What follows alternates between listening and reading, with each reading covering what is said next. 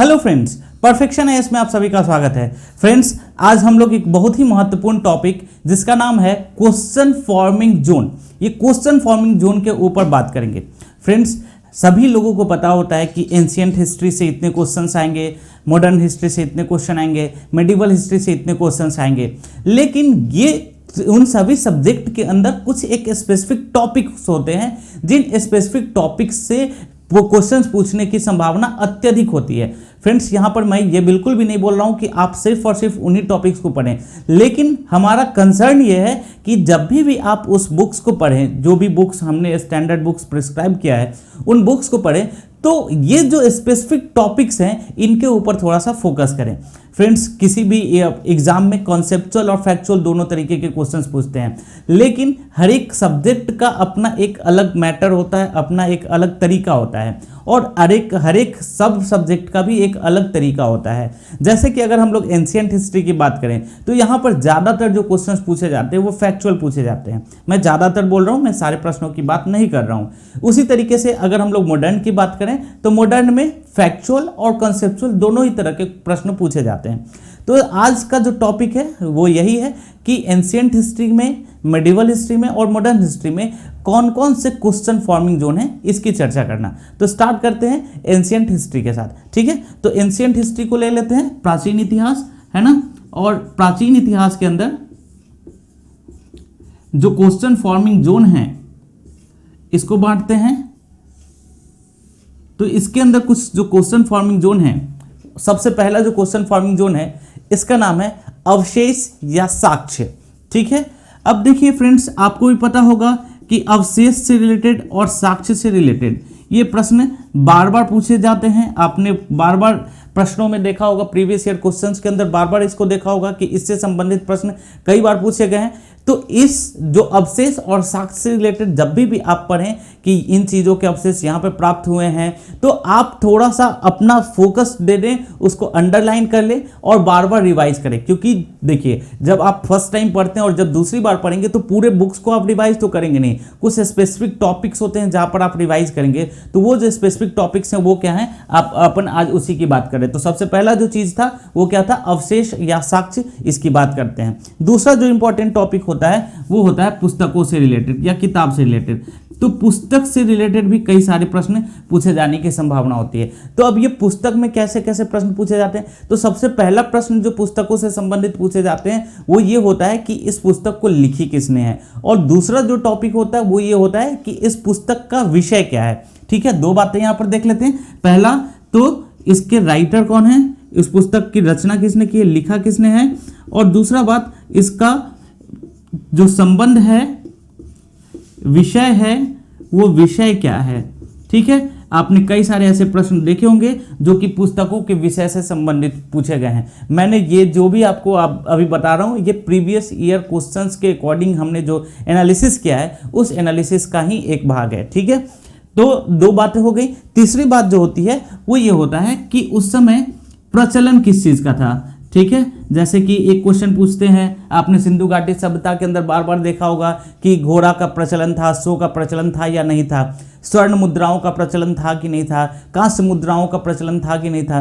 तो ये कौन कौन से मुद्राएं थी, तो ये जो कोई भी स्पेसिफिक चीज़ें हैं उससे भी संबंधित कई सारे प्रश्न एंशिएंट हिस्ट्री के अंदर देखे जाते हैं, ठीक है। तो प्रचलन से संबंधित भी कई सारे प्रश्न पूछे गए हैं, और उसमें भी स्पेसिफिक आप अगर मुद्राओं को देखें तो मुद्राओं से संबंधित कई सारे प्रश्न पूछे गए हैं। जैसे कि मुद्राओं पर किसका अंकन किया हुआ गया है, किस ईश्वर का अंकन किया गया है, ठीक है। वो अगर किसी राजा का अंकन किया गया है तो वो किस तरीके से हैं, वो किस मुद्रा में बैठे हैं, ऐसे इससे भी संबंधित प्रश्न जो है वो कई बार पूछे गए हैं। तो थर्ड जो चीज़ है वो क्या है कि मुद्राओं का जो प्रचलन है वो किस तरीके का था और उस पर किस चीज़ का अंकन किया गया है। जब भी आप इस चीज़ को देखें तो एकदम इसके ऊपर क्या करना है, फोकस करना है। फोर्थ जो चीज़ है वो ये है कि उस समय जो भी चीज़ें चल रही थी उनकी विशेषता क्या थी। जैसे कि अगर हम लोग देखें कि अशोक के काल की बात करते हैं, अशोक के समय की बात करते हैं, तो अशोक के समय उन्होंने जो भी रचनाएं करवाई, जैसे कि उन्होंने आपने देखा होगा कि कई सारे ये स्तंभ बनवाए, ठीक है, शिलालेख बनवाए। तो इन सभी चीज़ों की जब उन्होंने रचनाएं की, तो रचना करने के पश्चात क्या उसमें क्या क्या क्वालिटी थी, उसके ऊपर क्या क्या उत्कीर्ण है, इससे संबंधित भी कई सारे प्रश्न पूछे जाते हैं, जैसे शिलालेखों से संबंधित, अभिलेखों से संबंधित। तो विशेषता के अंदर मैं बेसिकली किसकी बात कर रहा हूँ, शिलालेखों की, अभिलेखों की बात कर रहा हूँ कि ये जो हैं इसकी विशेषताएं क्या हैं और इसके ऊपर कौन कौन से विषय अंकित हैं, इनके बारे में भी बातें की गई हैं। ठीक है, तो ये 4 बात हो गए। एक और जो काफ़ी इंपॉर्टेंट टॉपिक होता है वो ये होता है कि इनके शासनकाल में यात्री कौन से आए थे, ठीक है, और इससे भी संबंधित कई सारे प्रश्न पूछे जाते हैं, जैसे कि फाहियान किन के शासनकाल में आए थे, हुएनसांग किसके शासनकाल में आए थे, और ये जो यात्री आए थे इन यात्रियों का उद्देश्य क्या था, इन्होंने कहाँ पे पढ़ाई करी, किस कारण से आए थे, और उनके द्वारा कोई अगर पुस्तक या कोई रचना लिखी गई है तो उस रचना से संबंधित भी प्रश्न काफ़ी ज़्यादा पूछे जाते हैं। तो फ्रेंड्स, अभी मैंने आपको एंशिएंट हिस्ट्री के बारे में बताया कि स्पेसिफिक टॉपिक्स जब भी आप इन सभी को देखें, ठीक है, साक्ष्यों को, अवशेषों को देखें, तो उसको अंडरलाइन कर ले, क्योंकि क्या होता है, मैं बार बार बोलता हूँ रिवीजन रिवीजन, और मैंने एक 90 डेज का स्ट्रेटजी प्लान आपको बताया था। तो उस स्ट्रेटजी प्लान के अंदर आप बार बार पूरे बुक्स को नहीं पढ़ सकते हैं। तो जब बार बार आप पूरे बुक्स को नहीं पढ़ सकते हैं, लेकिन एक बार तो आपको पूरा बुक पढ़ना है, और उसके बाद जब आप रिवाइज करें तो ये जो स्पेसिफिक टॉपिक्स हैं, इन स्पेसिफिक टॉपिक्स को निकाल लें, एंड स्पेसिफिक टॉपिक्स को निकालने के बाद आप क्या करें कि ये जो इम्पॉर्टेंट मैंने टॉपिक्स बताया है इसको अंडरलाइन करें और इसको बार बार रिवाइज करें, क्योंकि मैंने पहले भी बोला हुआ है कि ये जो एग्ज़ाम है, इस एग्ज़ाम को क्रैक करना इज ऑल अबाउट रिवीजन। आप जितना ज़्यादा रिवीजन करेंगे आप उतना ज़्यादा सक्षम होंगे एग्ज़ाम को क्रैक करने के। ठीक, अब हम मध्यकालीन इतिहास की बात करेंगे। तो मध्यकालीन इतिहास के अंदर अगर हम लोग देखें तो एक बहुत ही महत्वपूर्ण टॉपिक होती है, वो है उपाधियां। ये जो उपाधियां होती हैं वो कई बार राजा स्वयं से धारण करते हैं या कई बार कई इतिहासकारों के द्वारा उनको प्रदान की जाती है। तो ये उपाधियों से संबंधित प्रश्न जो है वो कई बार पूछे गए हैं। ठीक है, तो स्टार्ट करते हैं किसके साथ, मध्यकालीन इतिहास के साथ, है ना। मध्यकालीन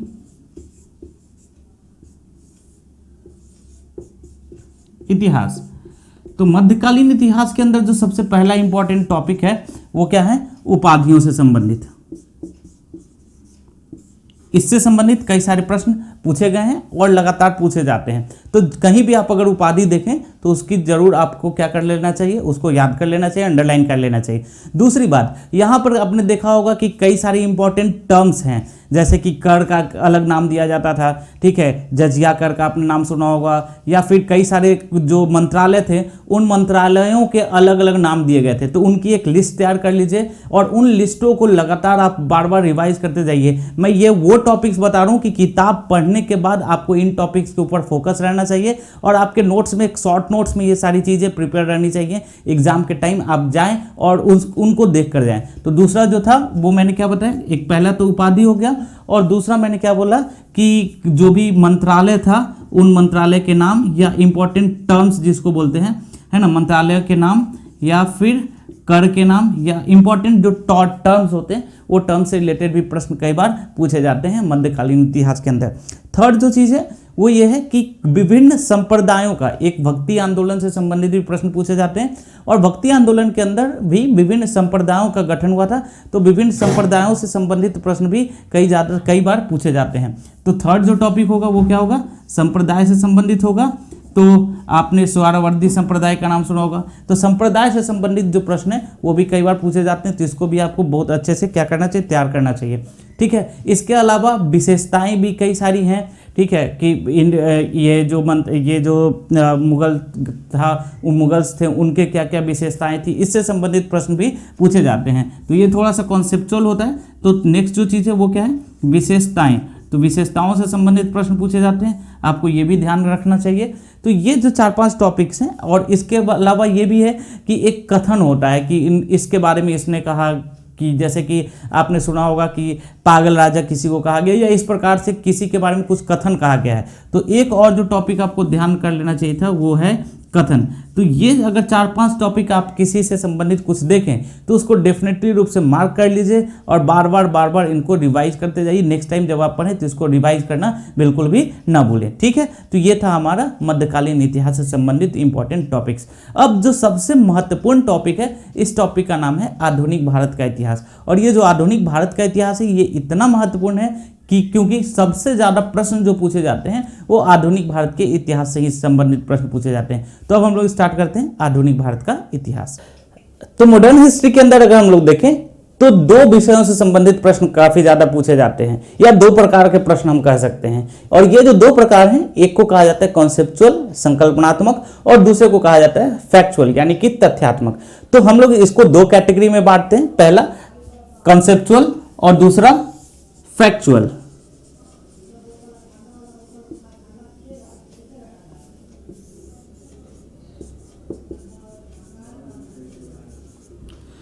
पहला हो गया कॉन्सेप्ट एंड दूसरा क्या हो गया फैक्ट।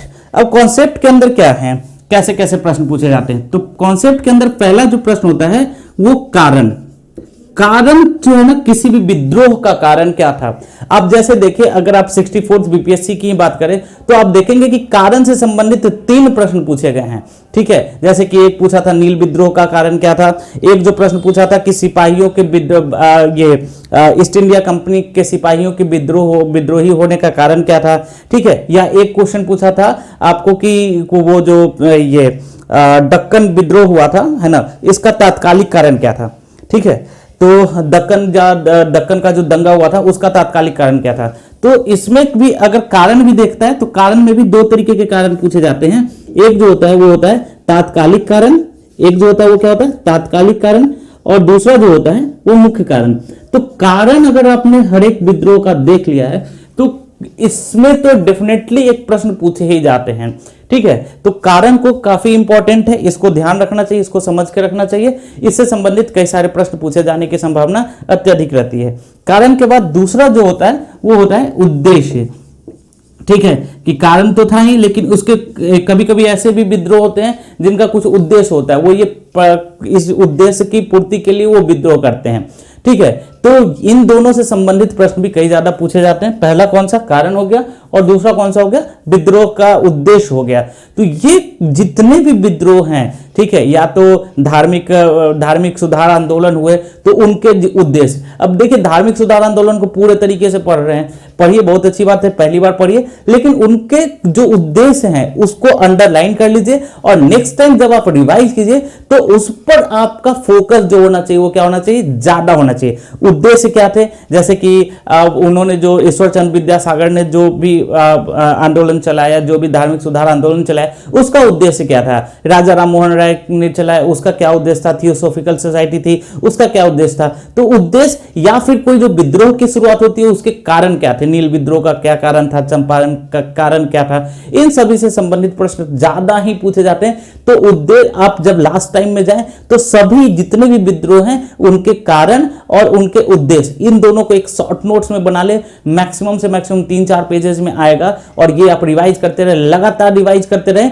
और जब आप एग्जाम के टाइम पे पहुंचेंगे तो आपको एक पूरा क्रिस्टल क्लियर होगा सभी का। सारे ये जितने भी विद्रोह होंगे, जितने भी सुधार आंदोलन होंगे, उनका आपको एक जो कॉन्सेप्ट होगा वो क्रिस्टल क्लियर होगा। तो 1 लाइन में 2 लाइंस में इसको फॉर्म कर लें और इसको बार बार रिवाइज करते रहे। तो पहली बात, अब फैक्चुअल की बात करते हैं। तो फैक्ट से रिलेटेड इसमें कौन कौन से प्रश्न पूछे जाते हैं। तो पहला जो अगर आप देखेंगे तो जो भी स्वतंत्रता संग्राम हुआ है इसमें भागीदारी से संबंधित आप देखेंगे कि कई सारे प्रश्न पूछे जा रहे हैं। भागीदारी मतलब कि महिलाओं की भागीदारी थी कि नहीं, ठीक है। उसके बाद क्या मुस्लिमों की भागीदारी थी कि नहीं, ठीक है। वकीलों की भागीदारी थी कि नहीं, जमींदारों की भागीदारी थी कि नहीं, इससे संबंधित प्रश्न अत्यधिक पूछे जाते हैं। तो जब भी आप भागीदारी वाला सेक्शन देखें उसको अंडरलाइन कर ले। मुझे पता है आपने सब पढ़ा होगा, लेकिन अब ऐसे प्रश्न पूछे जा सकते हैं कि जैसे स्वदेशी आंदोलन था, ठीक है, या बंगभंग आंदोलन जो था के विरोध में जो आंदोलन था, उसमें क्या महिलाओं की भागीदारी थी, क्या उसमें वकीलों की भागीदारी थी, क्या उसमें अभिजात्य वर्ग की भागीदारी थी, इससे संबंधित प्रश्न पूछे जाने की संभावना अत्यधिक रहती है। तो फैक्चुअल के अंदर फर्स्ट जो चीज है वो क्या है, भागीदारी से संबंधित प्रश्न आपको याद रखना है कि कौन कौन से वर्ग की भागीदारी यहां पर थी और कितनी थी, ठीक है। दूसरा, यहां पर आप देखेंगे विभिन्न प्रकार की संस्थाओं का निर्माण हुआ है, तो इन संस्थाओं का क्या उद्देश्य था, ठीक है, जो भी संस्था का निर्माण हुआ है, छोटे छोटे बहुत सारी संस्थाएं हैं, तो इन संस्थाओं का नाम क्या था, इसके संस्थापक कौन थे और उद्देश्य यहां से, तो संस्थापक और संस्था के संस्थापक प्लस संस्थापक देख लें और संस्थापक के साथ साथ इनके उद्देश्य, संस्थापक प्लस इनके उद्देश्य अगर आप लोग देखेंगे तो डेफिनेटली आप इस प्रश्न को, जो भी प्रश्न पूछे जाएंगे उनको आप बनाने में सक्षम हो पाएंगे। इसके अलावा कि आंदोलन के नेतृत्वकर्ता कौन थे, इससे भी संबंधित प्रश्न पूछे जाते हैं, ठीक है।